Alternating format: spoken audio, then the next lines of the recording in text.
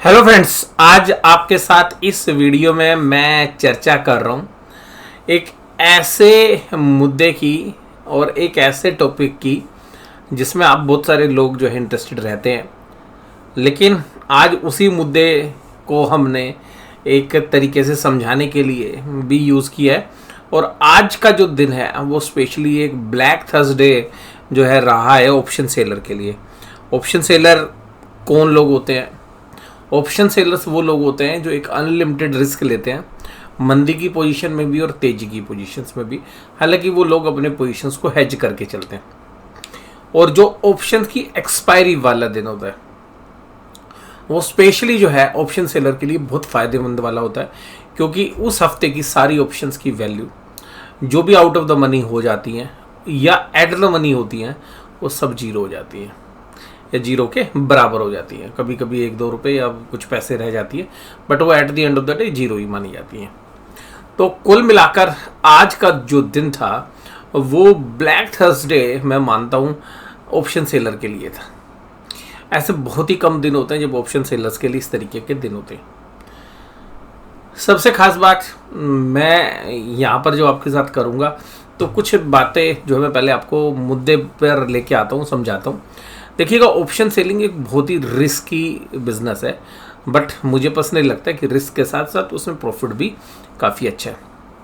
लेकिन पिछले 2 साल के दौरान अगर हम देखें तो 2000 का जो साल था तो वो एक अबनॉर्मल ईयर था, लेकिन 2021 का जो साल था वो ऑप्शन सेलर्स के लिए बहुत ही बेहतरीन ईयर था। और बाज़ार एक डायरेक्शन में चल रहा था। आप बाज़ार जहाँ पर सपोर्ट ले वहाँ पे नीचे आप 200-300 पॉइंट नीचे आइए, पुट सेल कर दीजिए, तेजी खेलते जाइए, आपके पैसे बनते जाएंगे। तो 75% से ज़्यादा चांसेस थे कि भाई पैसे बनने ही बनने हैं। और पुट सेलर्स ने बहुत पैसे बनाए पिछले साल। अब इस साल ऑप्शन सेलर्स जो हैं वो ज़्यादा एग्रेसिव हो गए। मुझे ऐसा लगता है कि बहुत बड़ी जो कम्युनिटी है और जो यंग लोग हैं जो भी बाज़ार में आए हैं उन लोगों ने ऑप्शन सेलिंग शुरू कर दी। इसके अलावा जो एल्गो ट्रेडर्स हैं या जो आज की डेट में आप देखते हैं कि ऑनलाइन बहुत से प्लेटफॉर्म्स हैं या बहुत सारी ऐप्स हैं जिनके माध्यम से आप ट्रेड कर सकते हैं, तो वहाँ पर भी जो ऑप्शन सेलर्स हैं वो एल्गो ट्रेडर्स का यूज़ करके, एल्गो ट्रेडर्स को यूज़ करके काफ़ी एग्रेसिवली ऑप्शन सेलिंग करते हैं।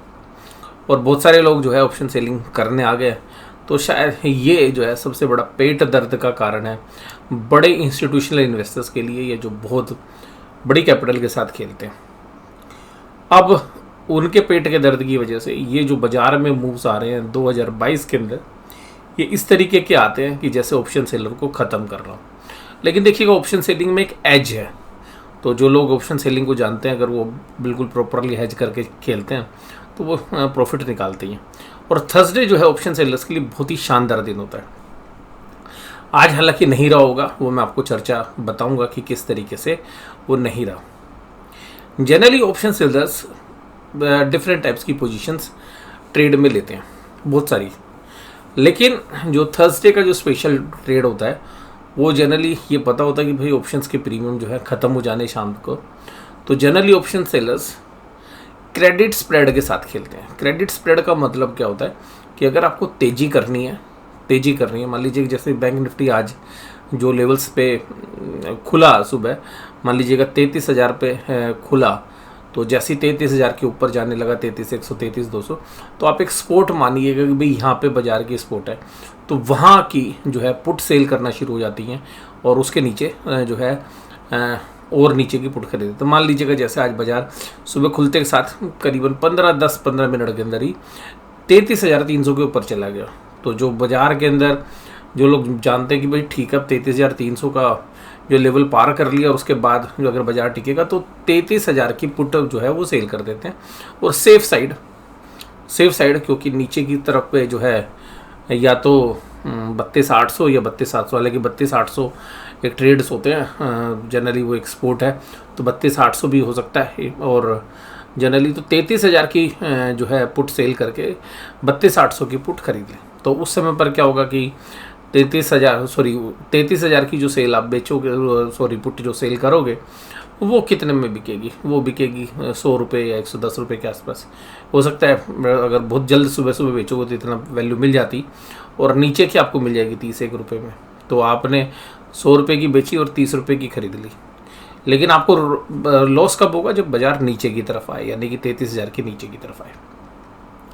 इसी तरीके से अगर आपने तेज़ी करनी है, मान लीजिएगा बाजार नीचे की तरफ चल रहा है, मान लीजिएगा आपने तेज़ी करनी है, बाजार 33,300 पे चल रहा है और आपको लगता है कि यार अब बाजार और नहीं चलेगा, तो आप क्या करेंगे? 33,500 33,600 की जो है कॉल बेचेंगे, और उसके बाद जो है 33,800, एक क्योंकि एक रेजिस्टेंस लेवल भी है, एक पॉइंटर लेवल भी है जो मैंने कल भी आपके साथ किया, तो वहाँ की आप कॉल खरीद लेंगे। तो अल्टीमेटली आपने पैसे लिए ज़्यादा और दिए कम, लेकिन ये बड़े वॉल्यूम्स के साथ प्ले होती है, क्योंकि एक्सपायरी वाले दिन मतलब आप ये समझिएगा कि जिन लोगों के पास, उनको पता है शाम को मार्जिन तो जीरो हो जाना है और मार्जिन्स की ज़्यादा प्रॉब्लम होती नहीं, और इस तरीके से जब हेज करके खेलते हुए डेबिट या क्रेडिट स्प्रेड खेलते हैं तो मार्जिन्स भी कम लगते हैं।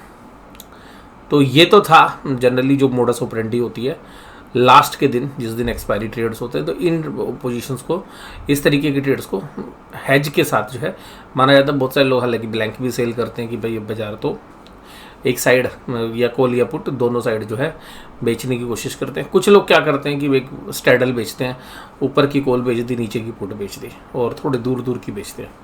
तो ये भी बड़ी फेवरेट जो है लोगों की ट्रेड्स है। और कुछ लोग हैं सेम पॉइंट के ऊपर कॉल और पुट दोनों बेचते हैं, और क्योंकि ये पता होता है कि मान लीजिएगा आप कॉल और पुट सुबह बेचते हैं एट द मनी, यानी कि जिस पे बाजार चल रहा है, तो तकरीबन 300 रुपये के आसपास सेल हो जाती है। 300, कभी कभी 350 400 तक भी हो जाती है, दोनों पोजीशंस पे लाके कॉल या पुट। तो जनरली लोग इस ट्रेड को भी लेते हैं। तो ये ट्रेड जनरली प्रॉफिटेबल्स होते हैं एक्सपायरी वाले दिन, अगर बड़े मूव ना आए तो। अब इस पूरे हफ्ते क्या हुआ? इस पूरे हफ्ते के दौरान मंडे को अगर हम छोड़ दें तो एक थोड़ी सी आपने तेज़ी देखी कि ट्यूसडे को आपने एक तेज़ी देखी और फिर वो वाइप आउट हो गई। पहले फ्राइडे और मंडे बिल्कुल मंदी में थे। बुधवार के दिन ऊपरी लेवल से फिर सेलिंग आ गई। तो ऐसा लग रहा था सभी लोगों को कि भाई जो 32,800 की जो सपोर्ट है वो जो है आज कमाल करेगी, यानी कि वो उसके नीचे बाजार नहीं जाएगा। और हमने एक रेंज भी आपके साथ डिस्कस की थी कल कि 32,800 नीचे की तरफ और 33,800 ऊपर की तरफ। तो जनरली ये चार्ट पे भी नज़र आ रहा होता है। अब यहाँ पर आज हुआ क्या, अब आप देखिएगा, समझिएगा। जो ऑप्शन के दिन जो ट्रेड होते हैं, ये बाजार सुबह खुला, पहली कैंडल ग्रीन, दूसरी, तीसरी, चौथी, पांचवी रेड थी। ये सब 5 मिनट के चार्ट पे, ठीक है, छठी, सातवीं, और ये बाजार यहाँ पहुँच गया। ये बाजार 33,300, ये एक इमीडिएट हर्डल थी, और बाजार तकरीबन 1 घंटे से ऊपर इसी लेवल पर काम करता रहा। तो ऐसे लेवल पर जनरली ट्रेडर्स क्या काम करते हैं? ट्रेडर्स इस चीज़ को देख रहे होते हैं, हाँ भाई ये यहाँ पे बेस बन गया। तो ऑप्शन सेलर जनरली अगर ओवरनाइट पोजीशन नहीं है तो जनरली ऐसी स्थिति के अंदर क्या करते हैं कि जब बाजार ऊपर की तरफ चल रहा है तो पुट को बेचना शुरू करते हैं। मैं सेलर के एंगल से बात कर रहा हूँ, क्योंकि कॉल के प्रीमियम काफ़ी ज़्यादा होते हैं खरीदने की तरफ, तो मैं सेलर के एंगल से बात कर रहा हूँ, बायर के एंगल से नहीं।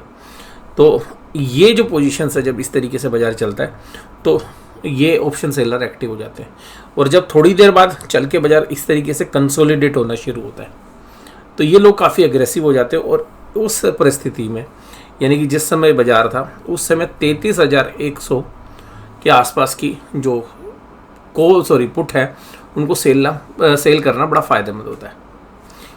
क्यों फ़ायदेमंद होता है? क्योंकि ये मान के चलिएगा कि इतनी अच्छी कंसोलिडेशन के बाद बाजार 33,300 को होल्ड किए हुए है, तो आप ये मान के चलेंगे कि भाई अभी 1-1.5 घंटा हो गया है, पहले बाजार तेज़ी में था, यहाँ कंसोलिडेट होकर ऊपर की तरफ जाएगा। क्योंकि इस तरीके के पैटर्न में जनरली ये इंडिकेशंस लगाया जाता है, 60-70% चांस होते हैं कि भाई इस तरीके से कंसोलिडेट करके बाजार ऊपर की तरफ जाए, और 33,300 की एक अहम लेवल।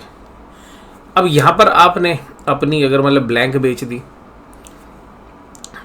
तो आपने मान लीजिएगा यहाँ पे 100 रुपये की आपने, उस समय हो सकता है 90 रुपये के आसपास रही होगी, तो 100 रुपये की आपने जो है पुट बेच दी, और जैसे ही आपने पुट बेची तो बहुत सारे लोग हेज करते हैं, बहुत सारे लोग नहीं भी करते हैं। मान लीजिएगा एक समझदार जो ट्रेडर्स है, जो प्रोफेशनल ट्रेडर है, उसने 32,800 की एक पुट भी जो है खरीद ली। अब मान लीजिएगा ये आ गई होगी 20 रुपये की, तो ये 20 रुपये उसने दिए, 100 रुपये लिए, 80 रुपये उसकी जेब में आ गए। अब बाजार को केवल क्या करना है, बाजार ऊपर रुक जाए, 33,100 के ऊपर रुक जाए बाजार, ये जो ट्रेडर है बहुत अच्छे पैसे कमाएगा। जनरली ऐसा होता है बहुत सारे ट्रेड्स में, हमने भी किया है।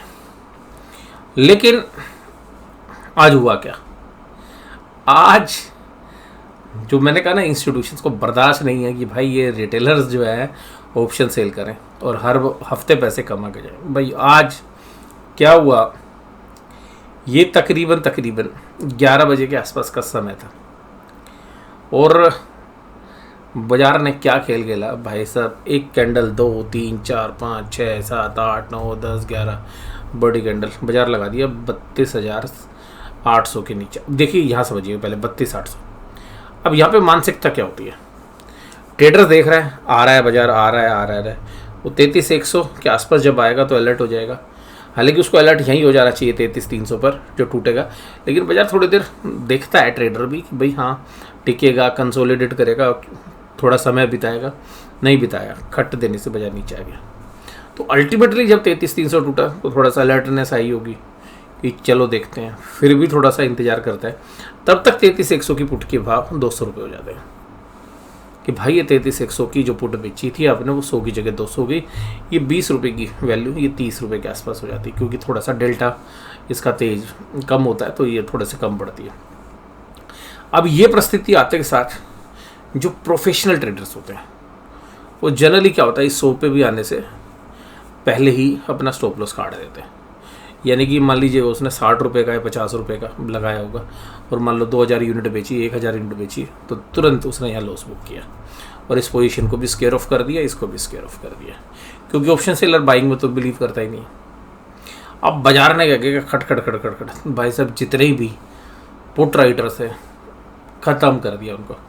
अब ये जो ट्रेडर्स है वो लेवल्स को बड़ा इंपॉर्टेंस देते हैं, जो लोग चार्ट को भी अब इम्पोर्टेंस देते हैं, उनके साथ क्या हुआ कि जब 32,800 आया तो 32,800 एक मेजर सपोर्ट थे।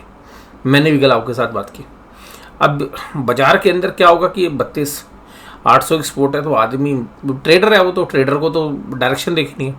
ट्रेडर को लगता है भाई 32,800 टूटेगा, अब बाजार जाएगा नीचे। दूसरी साइकोलॉजी, जिन लोगों ने भी पुट खरीदी थी उनके भी पैसे बन गए, लेकिन पुट खरीदने वाला क्या करेगा, उसको पिछला थर्सडे याद आएगा, अरे बाजार तो आज बहुत तगड़े से टूटेगा, तो पिछली बार से भी बड़ी गिरावट है। यहाँ साइकोलॉजी यही होती है। जो ट्रेडर प्ले करता है डायरेक्शन को वो भी यही करेगा। सबको ऐसा लगेगा भाई सब पुट खरीद लो, जितनी ज़्यादा से ज़्यादा खरीद सकते हो पैसे बनेंगे। और जो ऑप्शन सेलर होता है वो ऐसा नहीं सोचता। ऑप्शन सेलर कहता है भाई मैं तो पैसे दूंगा नहीं, मैं तो पैसे लेने वाला आदमी हूँ, तो वो पहले बेचता है। अब वो क्या करेगा, उसको जब 32,800 टूटेगा तो 32,800 टूट जाता है, चलो 32,750 से ले गया, 2-3 दिन पहले भी हुआ था। तब भी जो प्रोफेशनल ट्रेडर इंतजार करता है, नहीं कुछ समय बिताने दो। अब बाजार 750 को तोड़ता है, 700 चला जाता है और टाइम भी बिताया था। 5 मिनट में तीसरी कैंडल भी तैयार होगी रेड।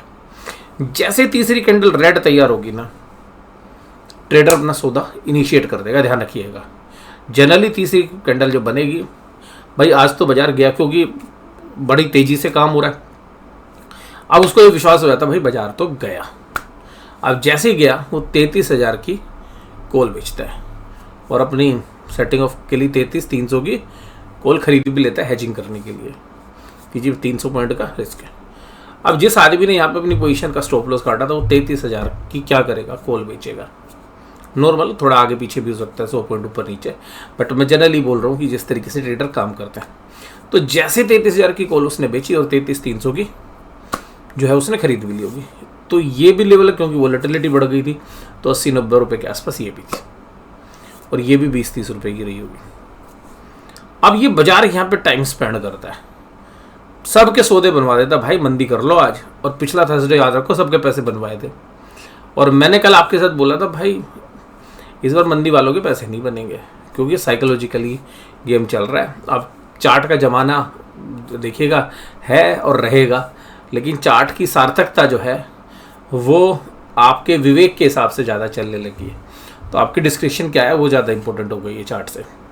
हालांकि वो पहले भी होती थी, बट चार्ट काफ़ी हेल्प करते थे पहले।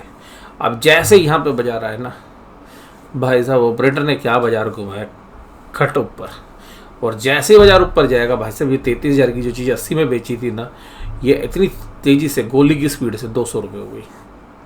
अब जैसे ये 200 रुपये हुई और बाजार 33,050, अब इसके स्टॉप लॉस फिर कट गए।